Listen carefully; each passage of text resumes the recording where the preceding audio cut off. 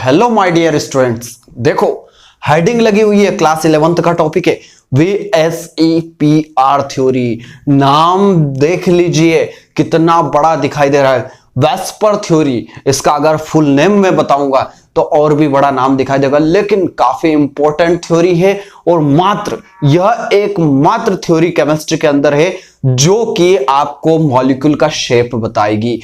Dear students, समझ गए ना? इसीलिए यह जो है यह थ्योरी आपके लिए कितनी इंपॉर्टेंट है, क्यों पढ़ना इसको, इसके लिए जो है आपको जरूरी है। तो सबसे पहले तो इसका फुल फॉर्म क्या होता है यह बता देता हूं।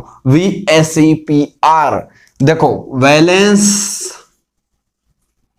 शेल इलेक्ट्रॉन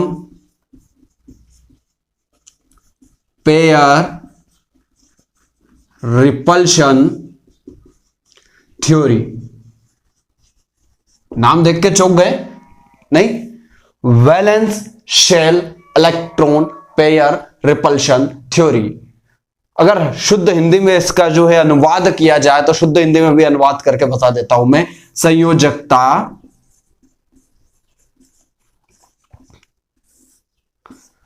कोश इलेक्ट्रॉन युग्म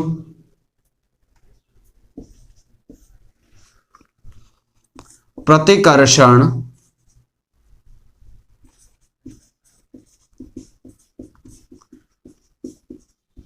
सिद्धांत। आखिर यह सिद्धांत जो है, यह सिद्धांत आपको सिर्फ क्या बताएगा? देखिए नाम जितना बड़ा दिखाई दे रहा है, यह सिद्धांत आपको मॉलिक्यूल का क्या बताएगा? शेप बताएगा। जी हां, मॉलिक्यूल का क्या बताएगा? आकार बताएगा। और जितनी भी थ्योरी से, वो सारी थ्योरीज जो होती है कोवलेंट बॉन्ड पे, जो कोवलेंट बॉन्ड बनेंगे उस कोवलेंट बॉन्ड वाले कंपाउंड का शेप क्या रहेगा, ये VSEPR थ्योरी बताएगा। सबसे पहले 1940 के अंदर ना, ये सरदर्द आपको दिया था किसने? तो वो सरदर्द का अभी बता रहा हूं मैं। 1940 के अंदर सिज्विक एंड पॉवेल, नाम लिख देता हूं, सिज्विक एंड पॉवेल ने सबसे पहले VSEPR थ्योरी को इंट्रोड्यूस करवाया। सबसे पहले इन्होंने क्या करवाया? इसको इंट्रोड्यूस करवाया। बट फर्दर इसको जो है एलेबरेट किया गया। और एलेबरेट किसने किया था? 1957 में गिलेस्पी एंड नाइहोम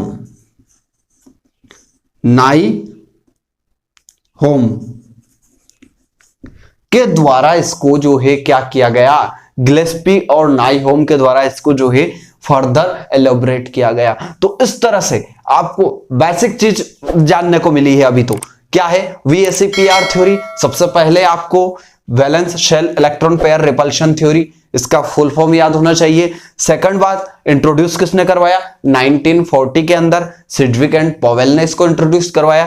थर्ड चीज ये है कि भाई इसको जो है फर्दर एलेबरेट किसने किया? तो फर्दर एलेबरेट का जो होता है, इसका क्रेडिट मिलता है इसको गिलेस्पी और नाइहोम को, गिलेस्पी और नाइहोम को मिलता है। तो आशा करता हूं कि इस वीडियो के अंदर आप जो है बहुत कुछ आज सीख के जाएंगे, बहुत कुछ सीखेंगे। कॉपी पेन लेकर बैठिएगा। आप देख रहे हैं पीवी सर की क्लासेस। तो डियर स्टूडेंट्स, सबसे पहले एक चीज बता देता हूं, VSEPR अभी हाल जैसा मैंने बताया कि VSEPR थ्योरी जो होती है शेप बताती है। लेकिन इससे पहले जो है आप VBT पढ़ चुके हो, और VBT से पहले भी आपने पढ़ा है हाइब्रिडाइजेशन। उसके फुल वीडियोस जो है मैंने हाइब्रिडाइजेशन के फुल वीडियोस YouTube पर डाल रखे हैं। आपको कुछ नहीं करना है, हाइब्रिडाइजेशन बाय पीवी सर की क्लासेस, 2 हाइब्रिडाइजेशन के वीडियो है, दोनों मिल जाएंगे। आपको सिर्फ YouTube पर टाइप करना है। तो डियर स्टूडेंट्स, क्या करना है? सबसे पहले आपको हाइब्रिडाइजेशन की कुछ टिप्स बता देता हूं। हाइब्रिडाइजेशन क्योंकि रिलेट करेगा लगभग आपको हाइब्रिडाइजेशन और इन दोनों में क्या करेंगे, कंपेयर करेंगे, बहुत अच्छे से समझ में आएगा VSEPR थ्योरी, है ना। तो देखो हाइब्रिडाइजेशन यानी कि होता है संकरण, क्या होता है, संकरण। कैसे हाइब्रिडाइजेशन को निकालते हैं? हाइब्रिडाइजेशन सबसे पहले बताती क्या है? हाइब्रिडाइजेशन बताती है ज्योमेट्री को। किसको बताती है? ज्योमेट्री को बताएगी भाई। हाइब्रिडाइजेशन किसको बताई थी? ज्योमेट्री को बताती है। जबकि VSEPR थ्योरी जो होती है वह किसके लिए बनी हुई है? शेप बताने के लिए। किसके लिए बनी हुई है? शेप बताने के लिए, आकार बताने के लिए। तो ये ज्योमेट्री को बताएगी, ज्यामिति को बताएगी, है ना। तो कैसे निकालते हैं? सबसे पहले निकालने की ट्रिक, हाँ, वीडियोस के अंदर बता रखा है, हाइब्रिडाइजेशन की वीडियोस देखेंगे। अभी यहां पर डायरेक्टली मैं बता रहा हूं किस तरह से आप निकालते हो। आपको सबसे पहले हाइब्रिडाइजेशन निकालने के लिए z की वैल्यू पता होना चाहिए। z इज इक्वल टू होता है 1/2 valence electron on central atom plus number of monovalent atom. ये फॉर्मूला होता है? ये फॉर्मूला आपका रहेगा। सर आपने तो हाइब्रिडाइजेशन, जिसने हाइब्रिडाइजेशन की पूरी वीडियोस देखी है वो जरूर कंफ्यूज होंगे। सर आपने तो हाइब्रिडाइजेशन के 3 फॉर्मूले हमको बताए थे, है ना, कि valence electron on central atom plus any negative charge minus any positive charge plus number of monovalent atom. यार भाई अभी सिर्फ मैं शॉर्टली बता रहा हूं, पूरा वीडियो देखना है तो डिस्क्रिप्शन बॉक्स में हाइब्रिडाइजेशन की सारी लिंक आपको मिल जाएगी, वहां जाकर आपको देखना और देखना जरूर है ना। तो यहां देखिए आप z की वैल्यू कैलकुलेट करेंगे अपन। किस किस चीज के लिए कैलकुलेट करेंगे? तो देखो यहां पर 2 मॉलिक्यूल में यहां लिख देता हूं। सबसे पहला मॉलिक्यूल लिखता हूं मैं CH4 और दूसरा मॉलिक्यूल लिख देता हूं मैं NH3। इनके लिए कैलकुलेट करेंगे। हाँ, तो देखो कैसे कैलकुलेट करेंगे। इनमें सेंट्रल एटम ढूंढो। सेंट्रल एटम आपका एक तो ये है, यहां सेंट्रल एटम कौन है आपका? ये है। तो देखो दोनों ही सेंट्रल एटम है, मोर इलेक्ट्रोनेगेटिव है।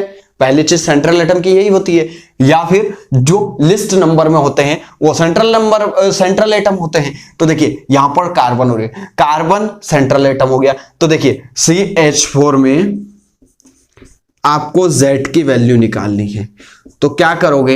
1/2 valence electron on central atom. CH4 में सेंट्रल एटम कार्बन, कार्बन पर वैलेंस इलेक्ट्रॉन कितने होते हैं? 4 plus number of monovalent atom. ऐसे एटम जुड़े हैं क्या, इससे ऐड है क्या, जो कि जिसका वैलेंसी 1 होती है या जिसके वैलेंस इलेक्ट्रॉन 1 ही होता है? तो जी हाँ, कौन है? उसका वैलेंसी जो है 1 होती है हाइड्रोजन की। और कितने हाइड्रोजन है? नंबर ऑफ हाइड्रोजन जोड़ने आपको तो 4। कितने हैं? 4। टोटल क्या हो गया? 1/2 इंटू 4 + 4 8 हो गए। इसको जो है आप क्या करो, इसको सॉल्व करोगे तो आपको क्या आंसर मिलेगा? 4 मतलब Z की वैल्यू 4 आ रही है, इसका मतलब आपका हो गया ये sp3। अब कैसे हो गया, इसके लिए वीडियो तो देखना पड़ेगा हाइब्रिडाइजेशन का, है ना, तो टाइप करना जरूर, ठीक है। sp3 कौन सा है? sp3 मतलब टेट्राहेड्रल। क्या बनेगा? टेट्राहेड्रल बनेगा। तो ये टेट्राहेड्रल स्ट्रक्चर हो जाएगी। बनाइए अभी, ये निकला इसका sp3 और क्या निकली है? टेट्राहेड्रल। कैसे निकली? टेट्राहेड्रल। चलो अब NH3 की बनाते। Number of valence electron on central atom. Central atom पर वैलेंस इलेक्ट्रॉन देखो, कहां पर देखना है? नाइट्रोजन पे। तो नाइट्रोजन यहां पर सेंट्रल एटम है, यहां पर मिटा देता हूं, इसकी जगह लिखता हूं किसको? NH3 को। Z की वैल्यू ये सब कुछ ऑफ रफ कर दो। 1/2 वैलेंस इलेक्ट्रॉन। नाइट्रोजन पे वैलेंस इलेक्ट्रॉन कितने होते हैं? पहली शेल के अंदर 2 इलेक्ट्रॉन आ जाते हैं, सेकंड शेल इसकी रहती है जिसमें 5 इलेक्ट्रॉन आते हैं, और इसकी सेकंड शेल है, इसकी लास्ट शेल है जिसमें 5 इलेक्ट्रॉन प्लस क्या मोनोवैलेंट एटम है? हाँ है। हाइड्रोजन कितने हैं? 3 है, तो ये 3 ऐड कर दो, ये वापस 8 और वापस से 4, वापस से sp3 और टेट्राहेड्रल आ गया है। वो ये भी क्या होता है? sp3 और साथ ही साथ ये भी क्या है? ज्योमेट्री इसकी भी होती है टेट्राहेड्रल। ध्यान से देखना। अब आया है आपका, यहीं से VSEPR आ जाएगा भाई। थ्योरीज जो थी, यह हाइब्रिडाइजेशन जो थ्योरी थी, वह हाइब्रिडाइजेशन सिर्फ और सिर्फ ज्योमेट्री बता रही थी। जी हाँ, क्या बता रही थी डियर स्टूडेंट्स? ज्योमेट्री बता रही थी। अब ज्योमेट्री होती क्या है उसको भी बताऊंगा, क्या होती है ज्योमेट्री उसको भी अच्छे से क्लियर करेंगे अपन। देखो सबसे पहले तो इसकी जो है स्ट्रक्चर बनाओ। ये कार्बन, ये हाइड्रोजन, ये हाइड्रोजन, ये हाइड्रोजन, ये हाइड्रोजन, ठीक। यहां देखिए इसी तरह से ये नाइट्रोजन, ये हाइड्रोजन, ये हाइड्रोजन और ये हाइड्रोजन, इस तरह से ऊपर। अब sp3 है, sp3 है, इसका मतलब आपको ऊपर कोई ना कोई क्या है, यहां पर लोन पेयर जरूर है। क्या है? लोन पेयर यहां पर जरूर है। क्लियर है? क्योंकि 4 एटम तो है नहीं आपके पास, आपके पास नाइट्रोजन से 3 ही हाइड्रोजन जुड़े हुए, मतलब ऊपर जो है एक लोन पेयर जरूर है। और इसके लिए मैंने लुईस डॉट स्ट्रक्चर अच्छे से समझा रखा है। 2 वीडियोस लुईस डॉट स्ट्रक्चर के डाल रखे हैं। कुछ नहीं करना है, डिस्क्रिप्शन बॉक्स में सभी को चेक करना है। आपके लिए बना रहा हूं डियर स्टूडेंट्स। वीडियो बनाने में मेहनत तो बहुत लगती है, लेकिन आपको कुछ ही सेकंड लगेंगे इसको लाइक करना है और शेयर करने में, कुछ ही सेकंड लगेंगे। तो डियर स्टूडेंट्स सबसे पहले तो आप यहां पर देखिए, ये टेट्राहेड्रल स्ट्रक्चर है, ये भी टेट्राहेड्रल स्ट्रक्चर है, टेट्राहेड्रल स्ट्रक्चर है। लेकिन यहां पर देखने को मिल रहा है कि सारे के सारे जो है बॉन्ड पेयर है। देखो यहां पर सारे के सारे कैसे हैं? बॉन्ड पेयर है। बट यहां देखो डियर स्टूडेंट्स, यहां आपको 3 बॉन्ड पेयर देखने को मिल रहे हैं। 3 तो क्या देखने को मिल रहे हैं? Bond pair. ये तो है 4 बॉन्ड पेयर, यहां पर 4 तो बॉन्ड पेयर देखने को मिल रहे हैं। बट यहां पर आपको 3 बॉन्ड पेयर प्लस एक क्या देखने को मिल रहा है? Lone pair. एक क्या देखने को मिल रहा है आपको? लोन पेयर यहां देखने को मिल रहा है। इसी तरह से एक और छोटा सा एग्जांपल ले लो आप। H2O बड़ा फेमस एग्जांपल है ना, H2O। इधर एग्जांपल ले रहा हूं H2O। भाई H2O की जब स्ट्रक्चर बनाते हो तो वो भी क्या निकलता है? sp3, और वो भी क्या निकलता है? टेट्राहेड्रल ही निकलेगा, टेट्राहेड्रल। बट टेट्राहेड्रल निकलेगा लेकिन 2 ही हाइड्रोजन ऐड है, 2 हाइड्रोजन ऐड है, मतलब ऑक्सीजन, एक हाइड्रोजन यहां, एक हाइड्रोजन यहां। इसका मतलब ये है कि वहां पर 2 लोन पेयर है। भाई कितने लोन पेयर है? 2 लोन पेयर है। अब शेप की बात कर लेते हैं। इसका जो शेप होता है, शेप हाइब्रिडाइजेशन की जब बात करोगे आप, किसकी बात करोगे? यहां बता देता हूं, हाइब्रिडाइजेशन वीडियो में भी बताया था मैंने। हाइब्रिडाइजेशन का जब वीडियो बताया था, हाइब्रिडाइजेशन में, हाइब्रिडाइजेशन मतलब होता है bond pair plus lone pair. जी हां, हाइब्रिडाइजेशन का मतलब क्या होता है? Bond pair plus lone pair. अगर बॉन्ड पेयर और लोन पेयर दोनों का सम है तो वो हाइब्रिडाइजेशन है। बट जो आपका VACPR थ्योरी होता है उसमें लोन पेयर का कोई किसी भी तरह का दखल अंदाजी नहीं होती है, सिर्फ वहां पर बॉन्ड पेयर। मतलब कि शेप में किसकी बात कर रहे हैं? किसकी बात कर रहे हैं? शेप की। शेप में सिर्फ और सिर्फ कौन पार्टिसिपेट करता है? Bond pair. जबकि ज्योमेट्री में किसकी बात कर रहे हैं? ज्योमेट्री में बॉन्ड पेयर और लोन पेयर दोनों ही काम करते हैं, जबकि शेप के अंदर सिर्फ और सिर्फ बॉन्ड पेयर काम करेंगे। डियर स्टूडेंट्स, सिर्फ और सिर्फ बॉन्ड पेयर काम करेंगे। तो यहां पर चारों बॉन्ड पेयर है, इसलिए ये टेट्राहेड्रल इसकी ज्योमेट्री है। तो इसका शेप भी, ये ज्योमेट्री है आपकी, ये भी आपकी ज्योमेट्री है, और यहां भी sp3 और टेट्राहेड्रल, ये आपकी ज्योमेट्री हो गई। बट यहां पर जो है आपका शेप, इधर भी अपन शेप लिखेंगे और यहां भी अपन क्या लिखेंगे? शेप लिखेंगे। तो देखिए इसका जो शेप होगा, चारों बॉन्ड पेयर्स हैं, इसलिए इसका शेप जो होगा वो शेप भी क्या होगा? आपका टेट्राहेड्रल ही होगा। डियर स्टूडेंट्स, अगर आपको लोन पेयर जीरो दिखे, लिखो नोट करो, लोन पेयर हो ही ना, तो वहां ज्योमेट्री ही शेप बन जाएगी। ज्योमेट्री क्या बन जाएगी? शेप बन जाएगी।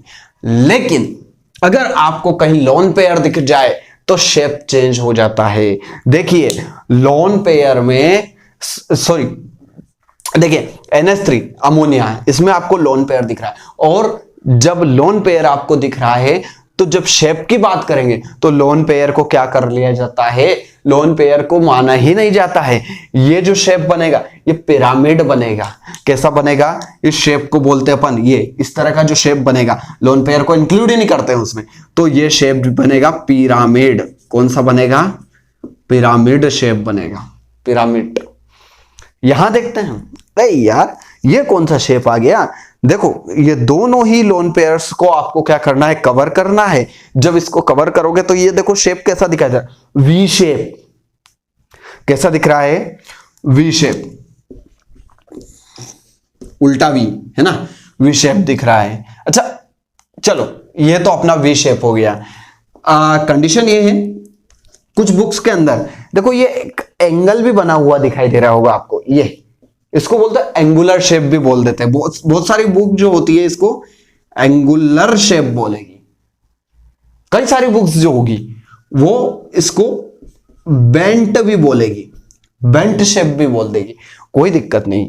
तो H2O जो होता है वो वी शेप, एंगुलर या फिर बेंट शेप का होता है, जबकि जो NH3 है वो आपका कैसा होता है, पिरामिड शेप का। CH4 टेट्राहेड्रल ही शेप का होता है। जी हाँ, CH4 जो होता है वह ज्योमेट्री ही उसकी शेप बन जाती है। डियर स्टूडेंट्स, क्यों बन जाती है आपने अच्छे से देख लिया है, क्यों बन जाती है आपने अच्छे से इस चीज को देख लिया है। VSEPR के मेन पोस्टुलेट्स में आपको बता देता हूं क्या पोस्टुलेट्स है। सिर्फ 2 पोस्टुलेट्स आपको VSEPR थ्योरी के बताने वाला हूं। तो आपको सबसे पहले तो क्या करना है, अगर इसका स्क्रीनशॉट अगर लेना है तो प्लीज इसका आप क्या कर लें, स्क्रीनशॉट ले लें। तो dear students, according to VSEPR theory, जी हां, valence shell electron pair repulsion theory के अनुसार क्या होता है, तो इसमें सिर्फ और सिर्फ इलेक्ट्रॉन पेयर का जो रोल होता है वो रोल कैसे रहता है उसको देखेंगे अपन, है ना, कैसे शेप डिफाइन होगा।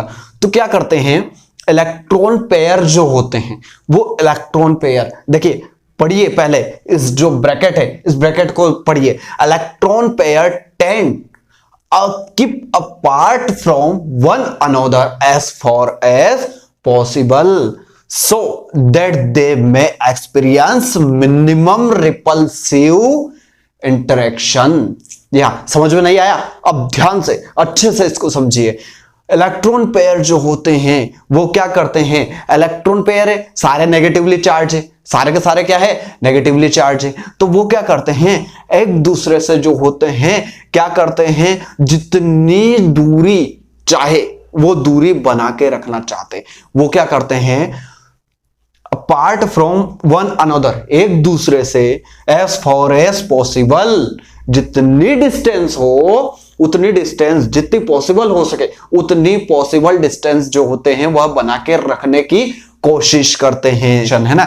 जितनी ज्यादा दूरी बनाएंगे उससे उतना ही कम उनमें जो होता है इंटरेक्शन होगा, ज्यादा इंटरेक्शन होगा ही नहीं, है ना, रिपल्सिव इंटरेक्शन होगा। कैसे, एक एग्जांपल देखिए अपन, फॉर एग्जांपल यहां पर देखा मैंने, ये देखिए एक ये छोटा सा एग्जांपल ले लेते हैं अपन, H2O का एग्जांपल, ऑक्सीजन इधर, ये हाइड्रोजन, ये लोन पेयर। अब ये क्या करना चाहते हैं, ये एक दूसरे से क्या करना चाहते हैं, ये भी इलेक्ट्रॉन पेयर है, भले ही लोन पेयर है लेकिन ये भी इलेक्ट्रॉन का पेयर है, ये भी इलेक्ट्रॉन का पेयर है, ये बॉन्ड है लेकिन इस बॉन्ड के अंदर भी तो इलेक्ट्रॉन है ना, तो ये भी इलेक्ट्रॉन का पेयर है और इलेक्ट्रॉन के पेयर्स हैं। तो ये क्या करते हैं, एक दूसरे से जो होता है रिपल्सिव नेचर के होते हैं, और सभी जो होते हैं अपने आप को ऐसा अरेंज करते हैं, सभी अपने आप को इतना मेंटेन करते हैं कि इन पर रिपल्सिव इंटरेक्शन जो होता है वो कैसा हो जाए, मिनिमम हो जाए। मतलब एक दूसरे से ज्यादा दूरी मेंटेन करने की कोशिश ये करते हैं, दूरी मेंटेन। और ये दूरी जो होती है 180 डिग्री तक हो जाती है, 180 डिग्री। देखिए पहला पॉइंट देखिए, पहला पॉइंट क्या कहता है, if atom of any molecule is surrounded only by bonded electron pairs then shape of molecule symmetrical. जी हाँ, अगर सीधी सी स्पष्ट बात ये बता देता हूं कि जब किसी सेंट्रल एटम से दो मॉलिक्यूल अटैच्ड रहेंगे ना, तो वो क्या करेंगे, एक दूसरे से कौन से डिस्टेंस, 180 डिग्री की डिस्टेंस कवर करने की कोशिश करेंगे। देखिए यहां पर ये BeCl2 symmetrical depends upon number of bonded electron pair, number of bonded electron pair के ऊपर। तो देखिए यहां पर ये देखिए आपको दो ही है और यहां पर 180 डिग्री का। क्लोरीन ज्यादा डिस्टेंस मेंटेन करना चाहते हैं, मतलब ये बॉन्ड जो है दोनों ये ज्यादा डिस्टेंस मेंटेन कर रहे हैं। उधर से भी ये क्या कर रहा है, 180 डिग्री का एंगल जो है यहां पर बना लेता है। लेकिन जब इफ 3 एटम अरेंज्ड या 3 एटम बॉन्डेड, अब किससे बॉन्डेड है, ऑन सेंट्रल एटम, तो तब जाके वो जो है कौन से डिग्री का, 120 डिग्री का जो है एंगल बनाता है। जैसे आप देख सकते हो BF3 3 एटम है, 3 एटम मतलब 3 बॉन्ड बनने हैं, तो 3 बॉन्ड बनने हैं तो कैसे बनेगा, एक बोरोन हो गया, एक फ्लोरीन, एक फ्लूओरिन, ये सभी जो है अपने आप से एक दूसरे से 120 डिग्री के एंगल पर रहते हैं। वही ऐसा नहीं है कि ये फ्लोरीन बहुत इसके साथ चिपक जाएगा, ऐसा नहीं होगा, ऐसा नहीं होता है। डियर स्टूडेंट्स, पॉइंट्स क्लियर हुआ। VSEPR थ्योरी क्या कहती है, मेन पॉइंट यही है, इलेक्ट्रॉन जो होते हैं ज्यादा से ज्यादा जो होते हैं क्या करते हैं, एक दूसरे से जितनी दूरी हो सके उतनी पॉसिबल डिस्टेंस में अपने आप को मेंटेन रखते हैं। इससे क्या होता है, मिनिमम रिपल्सिव इंटरेक्शन उनके बीच में पैदा हो जाता है। क्लियर है डियर स्टूडेंट। अब सेकंड वाला पॉइंट वेरी इंपॉर्टेंट, ये पॉइंट यूं मान के चलिए इस VSEPR थ्योरी की जान है। कौन सा सेकंड पॉइंट है, देखिए सेकंड पॉइंट क्या कहता है, सेकंड पॉइंट क्या कहता है कि लोन पेयर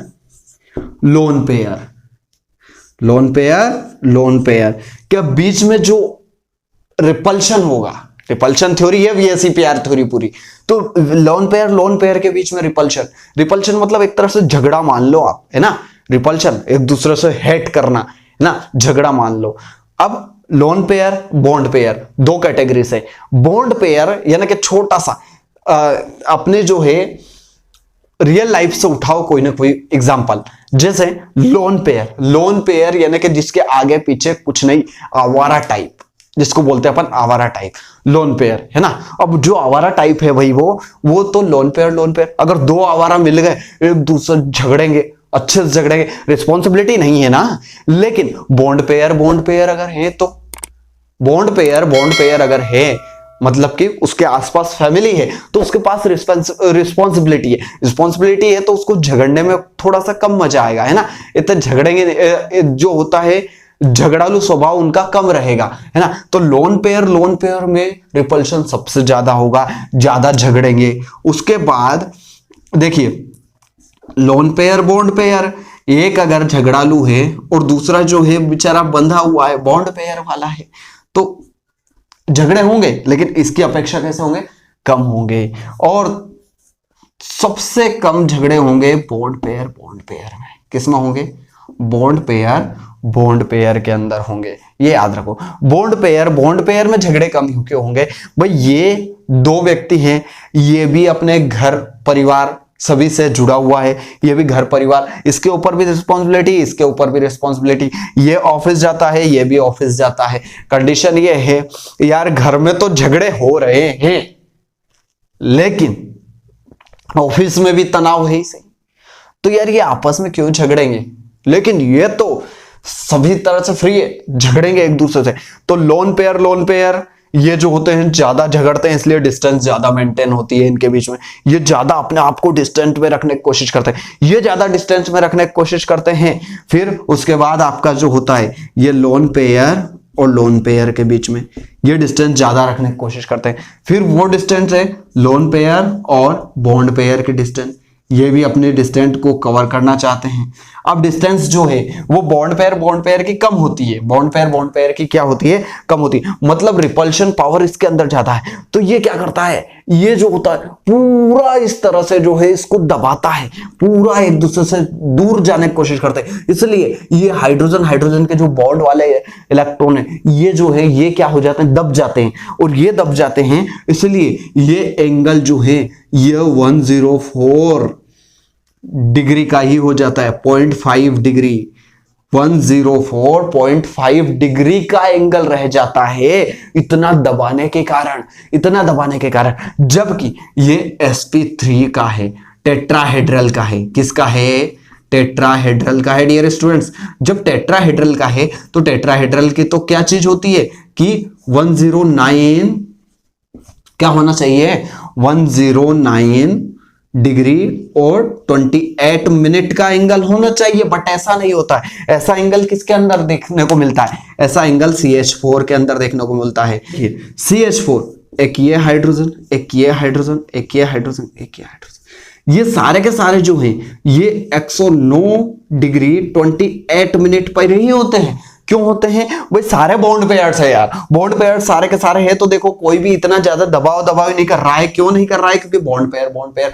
तो मेरे पॉइंट्स क्लियर हुए all of you my dear students. क्या क्या पॉइंट्स हैं VSEPR थ्योरी के पॉइंट्स, देखिए फर्स्ट पॉइंट है according to VSEPR theory. VSEPR theory क्या बताती है कि इलेक्ट्रॉन पेयर जो होते हैं ज्यादा से ज्यादा डिस्टेंस मेंटेन करने की कोशिश करते हैं। दूसरी क्या बताती है, दूसरा पॉइंट ये बताता है कि भाई जो होता है अगर दो बॉन्ड हो, दो इलेक्ट्रॉन पेयर्स हो तो वो जो होते हैं 180 तक चले जाते हैं, अगर तीन हैं तो वो 120 जो होता है अपना एंगल क्रिएट करने की कोशिश करते हैं।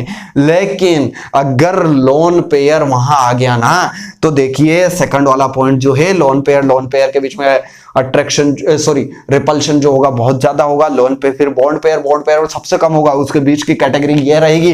तो इस तरह से आपको एंगल जो होता है वो एंगल चेंज क्यों होते हैं, एंगल चेंज होने का मेन रीजन होता है ये आपके लोन पेयर्स। जी हां, लोन पेयर का रिपल्शन, लोन